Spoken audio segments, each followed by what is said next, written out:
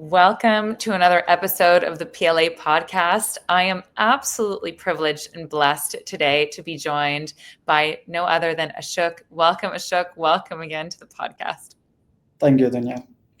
It's so lovely to have you on here. And I would love to introduce you formally to our guests, to the audience, actually, as our guest. So let me run through a beautiful description of who I have in front of me, who I'm blessed to interview today. So Ashok Reddy Tekula, a seasoned software engineer with nearly a decade of experience building and scaling backend systems, has led teams and delivered complex features that created real impact. A recipient of prestigious IT Challenge Coin Award for his contributions, certified Scrum Master passionate about agile practices and effective team collaborations, strong advocate for AI-assisted engineering to enhance productivity and innovation, committed to mentoring junior engineers, helping them grow in skill and confidence, currently expanding into leadership roles and bringing a unique perspective on both technology and people development. Welcome, Ashok, to the PLA podcast. Once again, it's so lovely to have you here. Thank you for the introduction, and that is amazing. Oh, I'm so lovely. It's so lovely. I would love to take you back in time and just have you in some way share with the audience, where did it all start, really? That's a great question to start with. There is no one solution, one answer for it. Especially for me, definitely there is no one starting point. Um, I would like to go back down the lane where I started actually learning. Um, you might think in terms of career perspective, maybe where I got into IT, but my career started very early before getting into IT. Um, you know, um, my lifestyle was a little different. I was fortunate to be born to a family where they are hardworking, dedicated, and makes continuous improvements. My parents had only one goal: to get their kids into a good school. How hard it is, they never cared. Even they cared, they didn't change their plans. So let me go back and tell you where my learning started actually. I think I was in third or fourth standard when I was a kid. I started helping my dad, started helping in his hard work, right? In modern world, I can call it as a business. It's a fancy word for me, because the hard work that he did for 40 years, that he put up for 40 years, is not a joke. And so we call it modern world. We call it as a business. Let me stick to it and make it simple. So he has to get up every day at 4:30, every day at 4:30, and he did not miss a single day unless he was sick. He did not miss a single day. So he did it for 40 years. That is a great motivation for me, and I don't look up to anybody other than my parents. So when I was 3, and I started helping him, not helping him just writing things. I started helping him doing the hard work as well. Imagine 3 years old riding a cycle for 5 kilometers, having cans on two sides of your cycle, and doing a work, making sure that reaches to the end customer. And I think it's a blessing. Now, from where I see right now, it's purely a blessing because I've learned a lot. I might not be saying the same thing when I was in fourth grade, but today, sitting at where I am right now, definitely it's a blessing because I got an opportunity to meet with many people, interact with many people, and talking to someone has become natural to me. Negotiating with someone has become very natural to me, and expressing things has become very natural. Though it was necessary for me to help, but some way it has shaped my future in a positive way, right? So that's where the learning started for me. and on every milestone I had something amazing thing happened, and that shaped my overall career. Yeah, that's the beginning. And I've completed my 10th grade. I have to tell you this, that I was not like a top five candidate in the class. I was for sure average student. I was fluctuating between average and above average and below average. But that didn't concern my parents. They never pressurized me like, we are working hard, you should get first rank. They always had a mindset of, you should keep going, make improvements. You won't get first rank in a day one or first exam. Stay top on it, and you will definitely uh, get what you want. So they didn't pressurize me like, they didn't put me in a tuitions after school, or they didn't put me special classes. They gave me freedom to play. You know, my father always says, if you study 2 hours, go play 30 minutes for sure. And I have to tell you, I don't know where he got that wisdom. 100%. He Mm. didn't go to school a single day. He didn't go to school a single day, and my mother didn't go to school a single day. Wow. All he got is 1 month of night tuition. 1 month of night tuition, and after second month, the tuition master asked for a payment, the Mm. fee, and he didn't have money, and he disconnected. Wow. The shy of teacher asking money again, he disconnected, and then he discontinued. And with that 1 month of training, he is able to read newspaper all these 40 years. He is able to sign the papers. He is able to read the papers. He is able to read the documents. Wow. I cannot imagine what would have been if he got a proper education. Both the parents, they're amazing. Without the education, they put up a lot of effort, and they brought us so well. And yeah, they're just 1 month. It's amazing, the lessons that I learned, the path they laid out for us is amazing. It's interesting. Sometimes I wonder how they thought about it. They were never outdated. They were never outdated. Even I'm growing, even I'm studying higher standards, but they're never outdated, Mm. because he kept continuously reading, understanding the market, understanding how the situation, understand how the world working right now. Mm. Yeah, Incredible. Europe, yeah, it's amazing. Yeah, there's so many interesting things, so many lessons I've learned from my parents, Yeah. and there is there is no other motivation which is required for me. And in 10th grade, like I was saying, right, I was always average student, above average, and um, I got 75% in 10th. Mm. Just 75, imagine. And my mom shared sweets for Mm. entire village just for 75. Oh, wow. She was on clouds. I cannot imagine. I cannot forget the face what she Mm. had that entire night. She was glowing. She was literally glowing. Yeah. Then there was a second turning point for me in my life.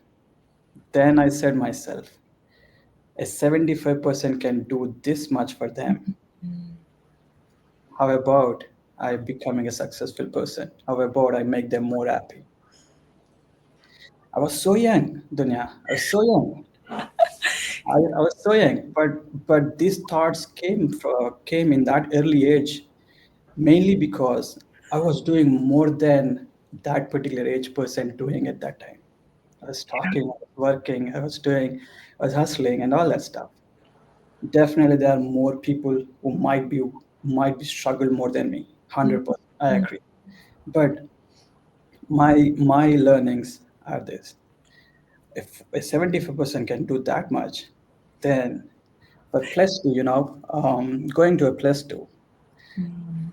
I don't know how many students might have thought about this, like enrolling themselves into a boarding school. Yeah. Wow. I asked my dad that I would like to study more. Mm. If I do a traveling between school and home, it takes 2 hours in one way. So I could lose literally 4 hours.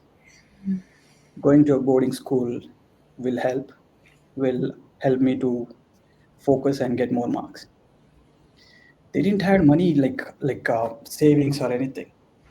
We had month to month, and month to month is not like automated, right? They have to go for work. He has to do that early morning without a break. He said yes because he understands the value of education. He knows that if my kids only go to school, then their life will change. They should not be doing same what I'm doing right now. After 40 years, this will be irrelevant. They cannot continue this hard work. They both said yes without any second thought. I don't know how much they have discussed in the background, how much calculations have made. Definitely, I'm sure they had the topic to discuss and to do the calculations and all that stuff, but nothing brought in front of me. No discussion of how can manage and all that stuff. They said yes, if you want, yes, we'll do it. I I went to the college principal. I've talked to him. Like I negotiated the fees. I made few connections who can help me to negotiate as well. And just me, single person, went and talked to the principal and said, I want to join your boarding school. And he quoted a price, and I tried to negotiate, and I brought down because I know the value of money then. I Wow. know how long it takes my parents to fulfill the remaining part where whatever the principal is asking for, right? If I can reduce at least some part of it, they might not work a couple months, you know. I had that mindset then. And so yeah, I joined boarding school and 2 years I've worked hard. And then in those 2 years, I was at least in the top five. But that changed. My tenth grade changed. I was at least on top five. So I was doing good. Yeah. And once I'm done with that plus two, I've moved on to undergrad. And during undergrad again, I am to and fro to the college and school, college and home, and continued helping dad. I see continuing helping dad is not like it's like helping him overall. I was able to do the calculations. I was able to do the math, do the calculation by end of month. Like we procure milk from farmers, right? So it is like 4:30. You have to go to three villages and procure milk. I don't know if you know how to take milk with hands. Nowadays it's a machines, all the machines, right? So we have to do that, and with all three villages just on bicycle. Yeah, and then yeah, I even drove auto during my undergrad. I was not purely going to school and coming back. So the helping hand still extended in my undergrad, and I think those are all things kept me humble. You know, the real person who I supposed to be during those ages. I was good at sports. I was never missing a game. For in the college, I was good at sports and everything that should fit in the 9 to 5 schedule. Because after five, I have to be ready for the ready to help my dad. And yeah, I should not take more credit that I've been helping him a lot, but he was doing everything, but I was barely doing a minimum. But that still shaped my life in a different way. Yeah. So yeah, I finished my undergrad, and then I have a dream coming to US and explore the opportunities that this land provides, and I'm thriving here. So interesting. Like I don't know if I see this from my lenses or this is happening, and if anybody listens to this also see the same picture. But I'm definitely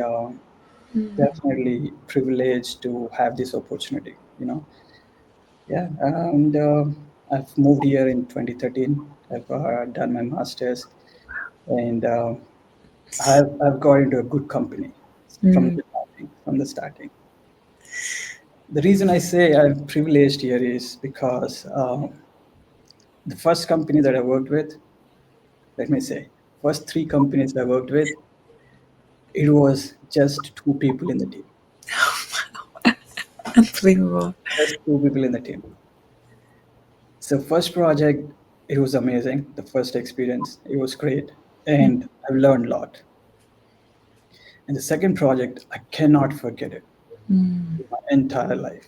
I cannot forget it, and I cannot forget the name as well.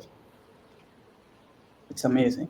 The person who I worked with is I have to be gratitude to him throughout my life. Mm. The second project, it is good company as well. We were only two people there as well. For 18 months, we were doing pair programming. Wow. 18 months pair programming. Initially, it was tough, but long hours, late nights Mm. shared my journey there.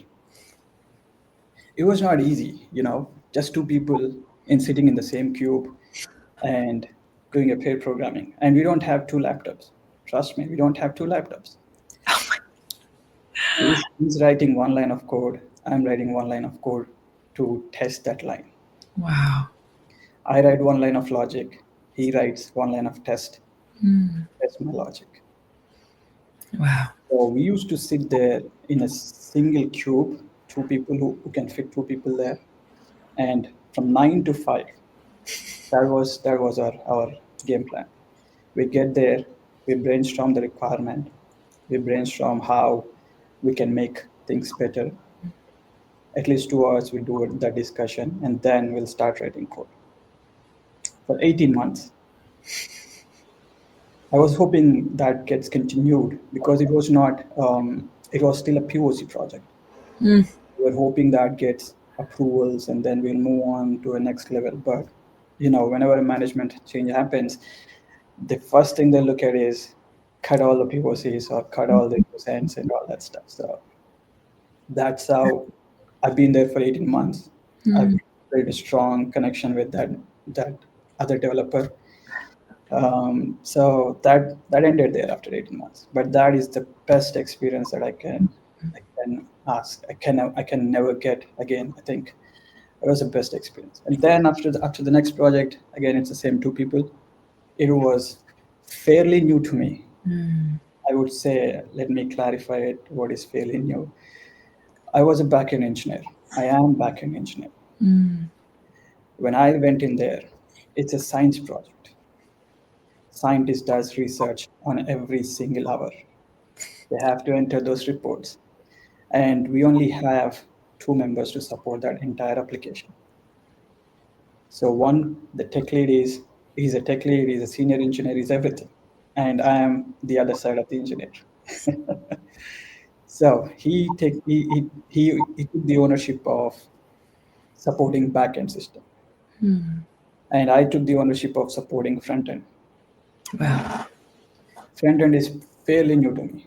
I have Mm. no idea how front end supposed to be and all those stuff related to front end. Mm. Again, I was doing the same thing before when we were two people in the other project, staying late, catching up with things, Mm. going through the existing code, going through the legacy code, and figuring out how to improve and how to make new features. Mm. So this dedicated those that dedication came from my childhood, I should say. Like when I was listening in the childhood, I was making things happen. Yeah. If I wasn't listening there, I would Mm. I wouldn't have listened here as well. Because whenever something happens, whenever something comes in front of me, my next thought is how can I fix it? How can I solve it? If it is going to take a long period of time for me to fix it, I have to I'll be scheduling it, dividing the work. If this takes 4 hours and I only have 1 hour, let me do that 1 hour today. Mm. Let the remaining hour follow for tomorrow. So this is a science project, right? So they have to do the reports and all, and I have to catch up. Otherwise, I cannot tell them that, hey, you just did a research, right? Write on a paper, hold on to it for 2 days, and until I fix this problem. That doesn't work. That doesn't work. Mm. So there's a requirement as such, and I have to keep up to it, right? Otherwise, there is no need for them to keep me there. Yeah, absolutely. So I was rushing through those Mm. constant deadlines, constant. I was like on fire seat for my entire 2.5 years there, Mm. on a fire seat. Like you don't know what goes wrong, but you have to be ready to fix it. That was a wonderful experience as well, Dunya, and I've learned a lot. I've definitely learned a lot and made connections there as well. Mm. When you're showing up and you're having that dedication, people definitely notice and definitely have a good vibes for us, right?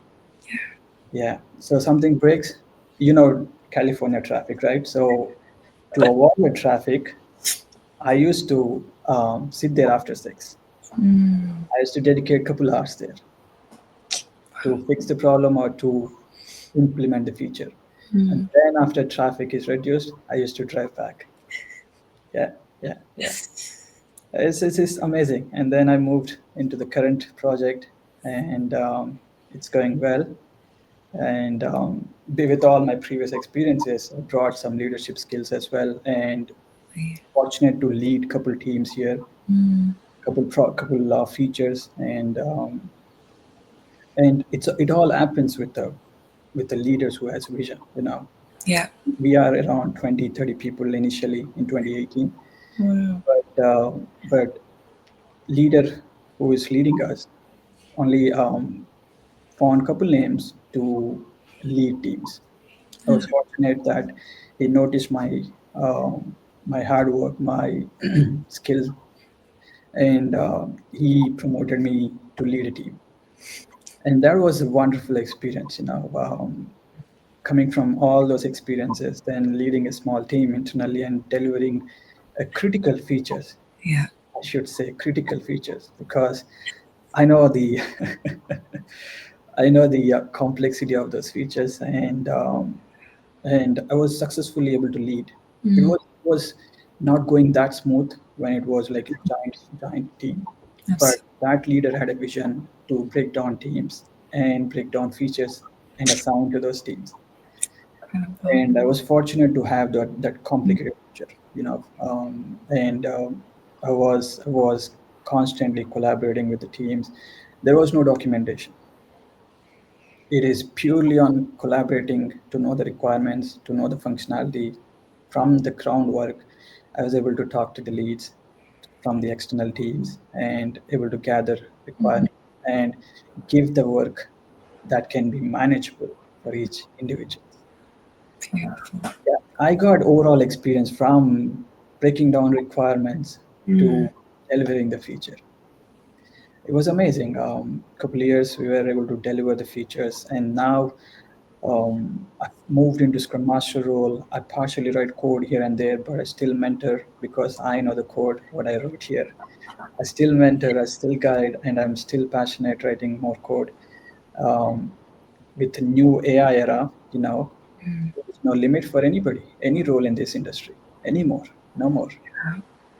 Even if you're a director, you are still you should be still writing code if you are interested. If you have enough time, there's no limit for not writing code anymore. Yeah, yeah.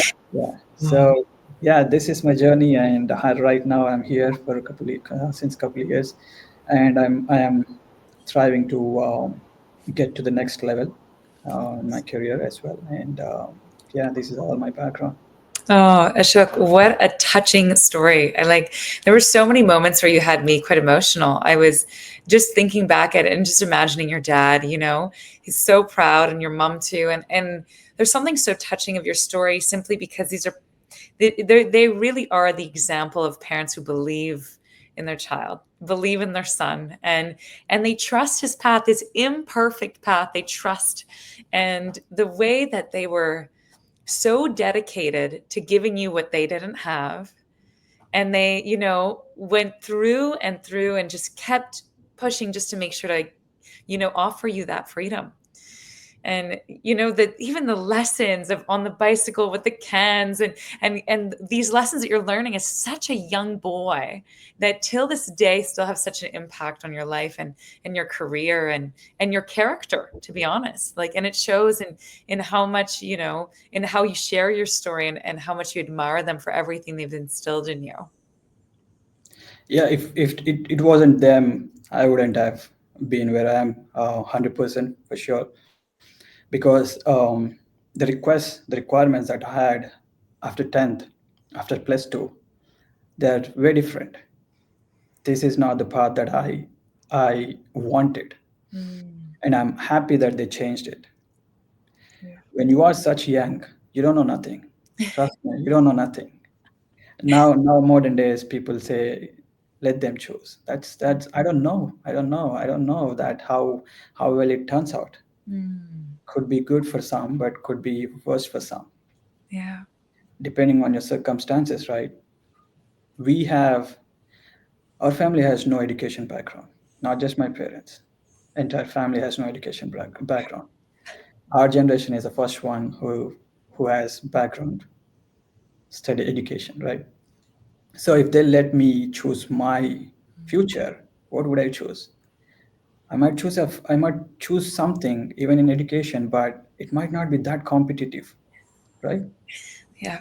When we are young, we feel like doing a farming or doing a hard labor is easy than education. Mm, We tend to feel that studying is so hard. I can't read that books. But doing a hard work, helping you, that we feel that that can be manageable. But having a parents with right vision, right mindset, they mm, will guide you. Like, they literally tells you that this feels easy today, yeah. this feels hard today. But once you get at it, your life will be easy. Yes. No education teaches you that. It's just the parents. My parents have taught me that. Maybe teachers might have taught it, but only my parents, whatever they said, that got into my head because Yeah. I'm living with them for years, days, and all, right? So what else? What else can get into my head? So And I love this piece also when you shared of your dad taking these classes for a month and learning to read. And I think that there's like such an inspiration in that. So many of us think that, like, oh, this is going to take forever, and they take their time. And here's a man who had 1 month to learn to read until today. Was staying updated on all of these things just because of that skill. And it's incredible. It's like absolutely mind blowing. Yeah. And you're right. This concept of, we can choose hard today to choose an easy tomorrow, or we can choose easy today and then have it hard tomorrow. absolutely, yeah, yeah, yeah. Incredible. You're right. Yeah, that's so powerful. And when you are at that age, plus two and 10th grade, you wouldn't know what is hard today and what is tough tomorrow, how the life is going to be. But parents are the ones who should guide and protect, Mm, making those wise choices. absolutely. They would have literally told me that, yeah, go for whatever you want because that will cost us less, right? It will cost them less, and it will cost them to sleep more hours and all that stuff. But they didn't do that because they wish a best for their kids, right? So interesting thing, when I joined plus two, right? I was asking my dad to enroll me into a lighter um, course, Mhm. and he tried to explain me. He didn't try to explain me. He didn't try to walk me through that Mm, because I might ignore. mm, So he said, "Why do you want this?" Then I told, this is very simple compared to this course. So maybe I think there is more probability for me to succeed in this course versus this course. Then he stopped that argument. He went back to village and brought a person who completed his 10th grade.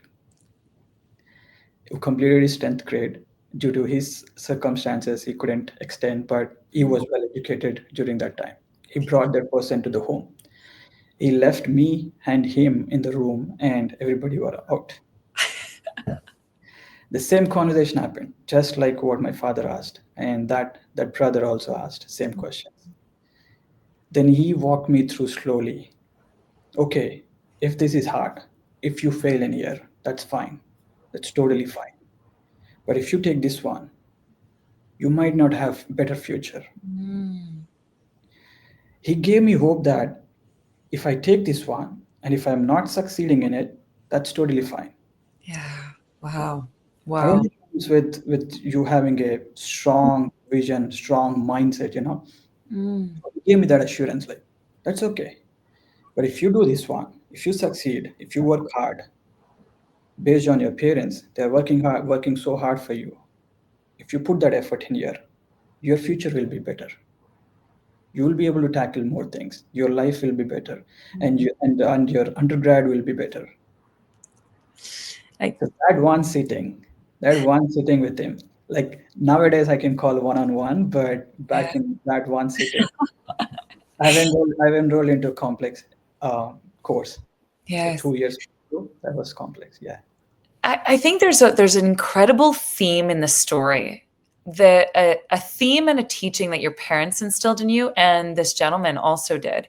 And we oftentimes get distracted by results. We want the results. We want the success. We want the good marks. We want, the stamp of approval, the project work, the green light. And we forget that's what is far more important than the result is showing up and doing the hard work, period. 100%. And your parents, you meant like your parents embodied this by what they showed in their reactions and encouraging you. And even this gentleman with what he had shared with you. There's a lot of wisdom in that teaching, even in this story. Absolutely. Yeah, yeah. I'm fortunate to have this journey and opportunities. Dunya. Yeah, literally. Yeah. I do have a couple questions that I want to ask you for the rest of the podcast. One of them is, I've through your story we can definitely weave some themes, that's for sure. And I'd be curious to know what were, if you were to identify them clearly, the biggest challenges and lessons of your career, and how did you grow from them? So, is it an IT or the overall career so far? Whatever you want to share with me, either or. The biggest challenge is from the life lessons that I've learned. Initially, whatever you're doing, it could seem like a big mountain to you. Mm. Like there are exams, there are assignments. All 6 assignments starting day one, they look like a big mountain to you, especially when you're a kid or even in plus two. But tackling one at a time, when you do a first assignment on a day one, you still have five. That is still a mountain. But if you keep at it, continue doing what you're doing, consistency, continue what you're doing. By the end of sixth or fifth day, you'll have so much joy, Mm. Wow. so much satisfaction. So this there is one more story, but I don't want to share it because it is yeah. Let me not do it here. But this kind of mindset that I have adopted, you know. So in my schoolings, in my IT career, right, there are plenty of similar scenarios, similar situations. Mhm. When writing assignments, same case. When tackling a complicated feature, same case. The requirements will not be clear. It is a challenging for you to get the requirements cleaned out, getting that clarity, getting that shared understanding between all the team members. It is highly important. Only you knowing the entire feature doesn't serve the purpose and doesn't meet the deadlines. That will lead to a disaster. Mm. Sharing that requirements across the team and making sure that it's a clearly understood will get you where you want to be and will definitely allow you to meet the deadlines. So some of the challenges are in the IT industry for me is I think instead of calling challenges, Hmm. some of the challenges that shaped my Yeah. leadership and shaped my IT career are mainly because of these new requirements. Whenever there is a whenever there is a requirement, and whenever I have to step in, and whenever I have to drive teams, whenever I have to drive features, whenever I have to deliver features, this is all on a high fire seat. This is not simple. Like, you have to be responsible and owning that feature and owning that requirement.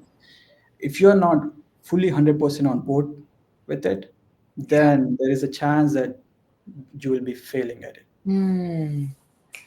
And in the early ages, right, when leaders put faith in you, and if you're not fully dedicated and showing that interest, showing that same energy, that will lose your Yeah. credibility, right? Like, team will lose your confidence in you, Absolutely. management lose confidence in you, and there is easy for them to replace. Mm. Once the opportunity is gone, dunya, it's not going to coming back. It's true. When you have the opportunity, do whatever it requires for you to keep up, stay on that. Sometimes we just barely walk. Sometimes we get a momentum to learn. One week we'll get a momentum to learn, and the other week we'll get time to share and express ourselves and make team more trustworthy. Like, they should trust you, right? They should trust your leadership. They should trust your guidelines. They should trust you to make sure that we will be able to deliver these features. When it comes to IT project requirements, features, whatever it is, right? That is main thing. Mm. Gaining trust, winning the trust from team is everything. And you cannot win that trust if you are mediocre, right? Yeah. That's not going to happen. Because in the same room there are equally or more skilled people sitting in the same room. If Mm. you need to win the trust, you have to at least match their skill set or and excel. Mm. So that requires dedication and spending more hours and studying more. Yeah, I think there's some really key elements that you've shared in the story. Communication being a big one. Communication, team dynamics, really working together. And if you also cannot constantly work on just technical skills, you have to work on those people skills, on being able to communicate, on working together, while also continuously growing, learning, and evolving technically. Because the reality is competition is quite strong out there right now, and we are dealing with people that are on our teams or that are working for competitors teams that are doing really really well, and they're putting in those extra hours. So part of it is you have to say you're what you're reminding me the importance of, am I continuously growing at the level necessary to justify my place at this table?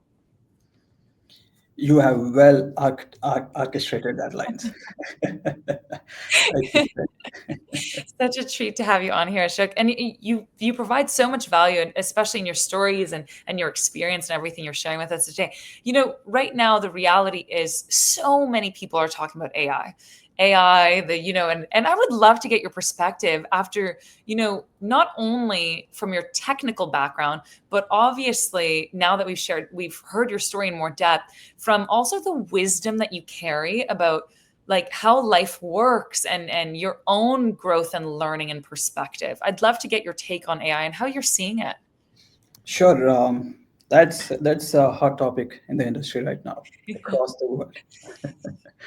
I think yeah, there is no hidden anymore. That's not the thing anymore. It's a new era that's coming, and I think one line I can say here is, do not shy away from it. Mm.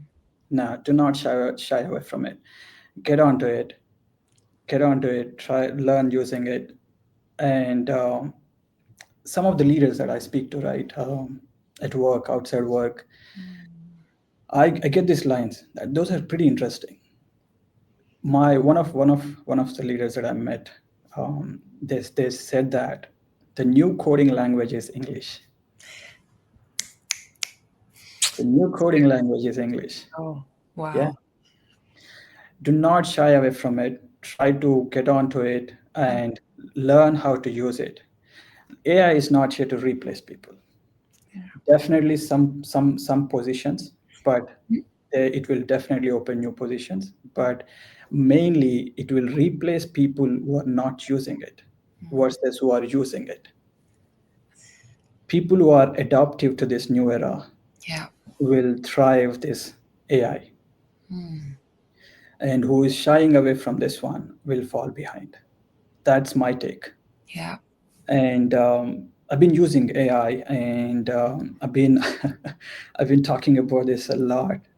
I've been using Copilot, Windsurf, and many organizations are acknowledging this change, and they are encouraging us to get onto this as quickly as possible. It's not a threat to your job. It's not a threat to your job. They want things more faster now. Mm, You mhm. have a support who can quickly write, who can quickly analyze the code, who can quickly help you understand the legacy code, right? You have like a set of army beside you, and they want you to improve the process, make progress. Instead of doing 1 week of work, instead of doing a task in a week, talk to a AI and make it happen less than a couple hours, Yeah, right? absolutely. So they are putting money on you to make products more aggressive, like release products more aggressive, not 3 month cycle or 1 year cycle. So it's going to change, it's going to definitely reshaping IT industry for sure. And it's not limited to IT, it's going to be reshaping many other industries, be it be it in medical industry, be it in a science, be it in everywhere. It's going to reshape everything, the way how we think, the way how we write logic, the way how we think about the use cases. you know it's not going to just write the boiler code anymore. It's adopting so quickly, so fast. The percentage of the code that it is writing right now, and the accurate of the logic it is giving us, is quite impressive. Yeah. It's growing so fast, it's learning so fast. So instead of you spending a week writing the logic, right, you can talk to it. You can ask, what are the other edge cases, what are the other scenarios that I can think of? You can write at least 10 use cases, 10 test cases, right? It can give you 20. That's incredible. So it will minimize the issues in production. Hmm. It will augment your performance, right? So don't shy away from it. Please get onto it, and it will definitely improve your performance. And yeah, it's interesting. And from the development perspective, that's what my take is. And from the leadership perspective, we have to have people on it and have some ethics while using it, making sure that they feel comfortable using it, because they should not be threatened. Like, if I train this guy, he's going to replace me. That kind of mindset will not help team or will not help organization. I, yeah, I think you bring up some really interesting points. Like, and I will tie it to something you said at the very beginning: take imperfect action. Allow yourself to get used to using this tool. Don't shy away from using it because you don't know how to use it. Use it and learn how to use it by using it. Right.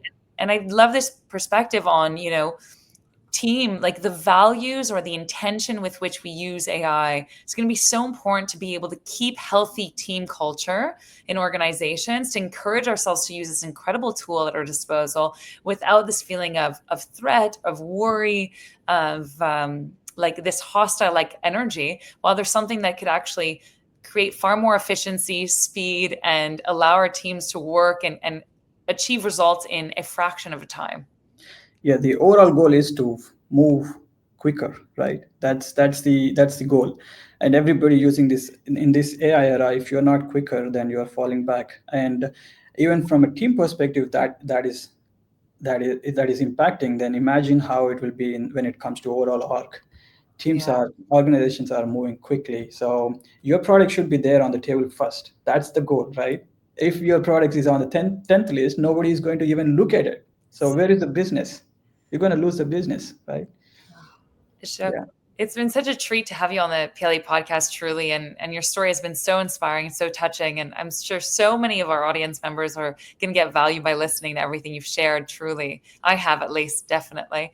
I wanted to just touch on this last little question before I bring up the beautiful QR code. We are on the PLA podcast. You joined PLA. This is in some ways how we've gotten to connect, which is an absolute treat. I'd love to get your take. How has your experience been with PLA? And what brought you originally to PLA? Yeah, good question. So yeah, uh, PLA, right? Yeah, I've always stayed on top, like how to improve myself, how to find a way to get through a elite group, right?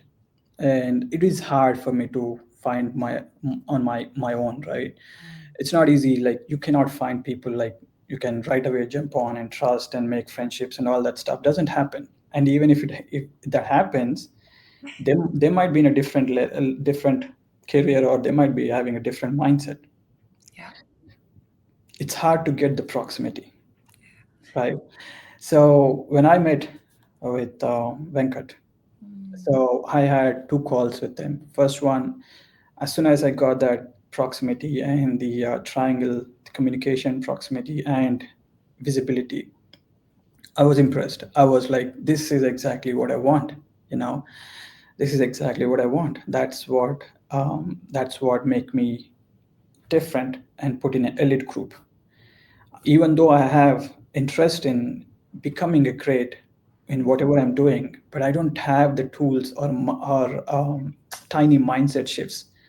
I needed that, and the proximity caught my eye, and I've jumped onto this PLA, and whatever Venkat has promised, I've been able to see it, and I've been able to see it, and I've been able to absorb whatever I can, and yeah, it is definitely showing out in terms of my performance or in terms of my personal life as well, just not the career, IT career. It's overall, yeah, it's shaping good. Oh, I feel so touched. Thank you for such a beautiful share. And I love the intention behind the community, the intention behind the leaders. And what I do want to say, though, is it takes someone who's dedicated to doing the work. And your story itself shows that every time you had an opportunity, you really did like take the best out of it and keep improving and keep growing. So it's also a testament to you and your dedication to doing the work. And I really wanted to highlight that. And I think that's so important. Someone can be in front of the most incredible gold mine, but if you don't dig and you don't put in the work to really go get the value that's in front of you, you won't be able to receive the level of depth that you have, Ashok, from all of these experiences and these resources along your journey. Right. Yeah, I've connected a lot with while reading books. The- David Goggins Oh, I love him. cannot hurt me, right? Cannot hurt me. So most of the time, like making your mind so strong, right? There is no room for you to escape. If you go through that, you will become so strong. Beat a winter, beat a summer, beat any season in the world. You showing up at 4:30, that makes you a strong person, definitely. And the gap and gain, that's that's where I think I've already been doing it, but I don't know it's in a book, and it is something that was written already, right? In my schoolings, I was able to take the positives and push forward, right?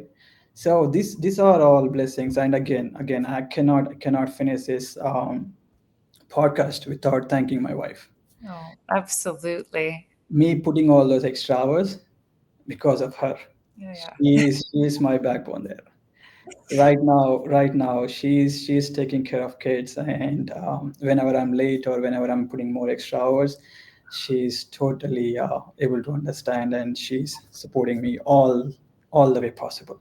you know it's not easy when when early in the marriage or when early with raising kids and all.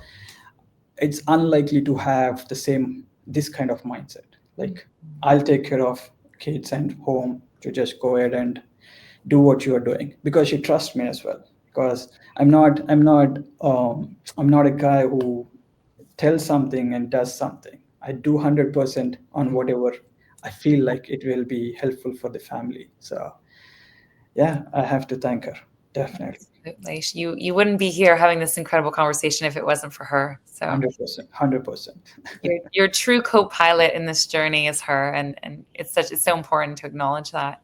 Absolutely, absolutely, I 100%. want I just wanted to put the QR code in case anyone is curious about this PLA journey and just wants to know a little bit more about the community. This is where we host our live free trainings. They're incredible. They provide so much value. So I just wanted to gently put that invitation out in case it speaks to someone. You can scan this QR code and get access to that. Ashok, thank you so much for your time, and thank you for the wisdom that you've shared and through the story that you've brought. It was incredible to listen to you and got to know you on so much more on a personal level, even myself. So thank you for your time and everything you've put into today's podcast. Thank you, Dunya. It's honored to be here. And yeah, it's amazing. Thank you. Wishing you only the best as always. And everyone, we will see you all for the next PLA podcast. Until then, have an amazing day and all the best. Thank you. Bye.